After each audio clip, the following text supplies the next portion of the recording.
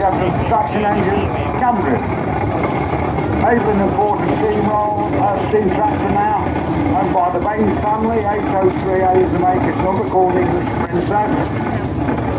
Now this one went new to Mr. Snook from Yeovil in Somerset. Various owners since then, finished up with a Mr. Smith in Yorkshire, from where it was acquired by a gentleman called John Woodward from Papelwick. Now John rallied it for a few years and then took it back to its home and stood it in a barn where it remained for a further 40 years. And now the Baines family who own it tell me that it's 40 years since it's been to a Cromford steam rally. 50. Oh, only 10 out and 50 years. Now we have the Clark family with an Evelyn and Porter steamroller. This one went out to France where it was used for rolling the airfields in France. It came back into this country where it was registered with Cumberland Council. It's now quite a frequent attender at events over a very wide area. That's the Evelyn and Porter steamroller owned by the Clark family. Now we have a Garrett steam tractor, another 4CD type. You can see from the canopy top, this one was owned when new by Sadler Brothers of Stourbridge in the West Midlands. It's now owned by David Bosworth. Our further owners in one was Mr. Cliff James from Kings Winsford in Staffordshire. If you've been round the rallies like me for a long time, you will have known this one when it was owned by a gentleman called Alan Tingey from Shackerston. Hello David, alright. A gentleman called Alan Tingey from Shackerston in Leicestershire when it was painted yellow and red. You could never miss it, but it's been lovingly restored by David Bosworth and his team. Alex Baker from Tideswell. You see, I remembered Alex. This one went new to Clacton Urban Council, came into preservation with a Mr. Wing of Billingburn, Lincolnshire. He didn't actually finish the job off and it was acquired by the late Ted Ainsworth from Chesterfield. Sadly Ted passed away and Ted didn't live to see the job finished off, but that's now been carried on by Alex. This one too is a regular attender over a wide area to various steam type events. A Fowler traction engine this time, owned by Andrew Bigland from Sheffield. This one actually went out to Australia to work. Then in 1940 the firebox failed, so the engine became redundant. And Dave Maris brought it back to England. Dave told me that it cost more to get it back from Australia to England than it did to buy the engine. So anyway, it's now lovingly cared for by Andrew Bigland, who's driving the engine for us today. Another Ransom Susan Jeffries engine, this one 42036, sorry 42035, I was one out. This is a compound engine. It's one of the last built to do Twix. It's got a big 8-horse boiler on it, although it's rated at 6 nominal horsepower. This one spent a working life in Norfolk with Reynolds of Aldborough.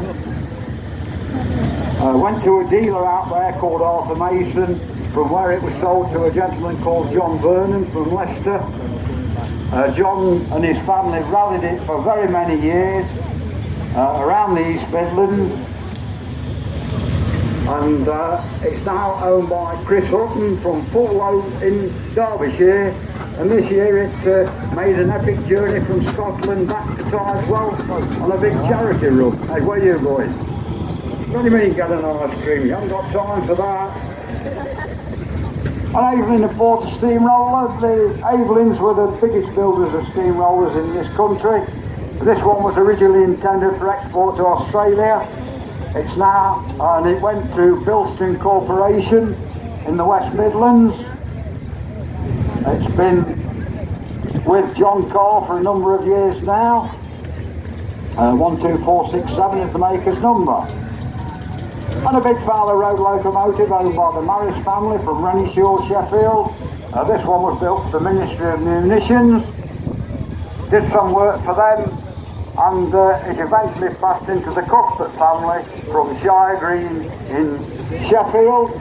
The Cuthberts were the last family to work steam engines in the Sheffield area, and Empress was one of three. It's been with the Maris family now for a number of years, and that too is a regular performer at events over a wide area over the summer season.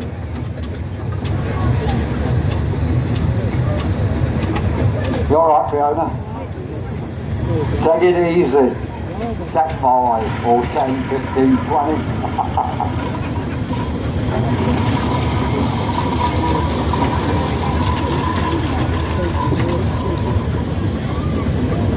For a number of years now, and over the last few years it's received a complete overhaul. That's Richard Huller with this Garrett Steamroller.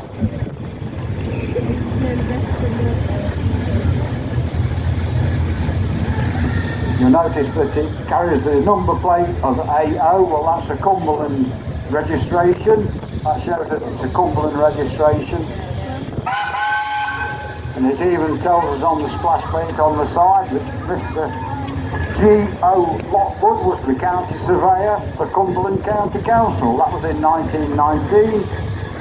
Avon and Porter Steamroller, 1923 example called Vera May, owned by Mr. Jackson. This one worked for Mr. Francis in the Bournemouth area. It's had a number of owners in preservation, mainly in the south of the country, and now it's moved up to this part of the country. That's the Avon and Porter Steamroller, Vera May.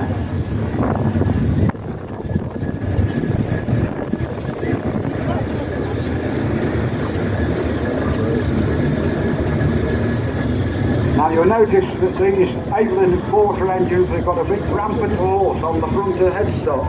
As I look at it, you'll see a rampant horse. That's the emblem of Kent in Victor. Now we have Laurie Fletcher from Chesterfield with his machine, which is called Old Faithful. Now the Scarifier on the back would have tines in it that will be dropped to rip the road up. Hey, it's alright, look at these lads, eh? Ice cream galore. This one was originally intended for export. That didn't happen. And it finished up with a contractor called Mr. C.H. Johnson from Ripon in North Yorkshire. Hence that one's got a WR plate on it.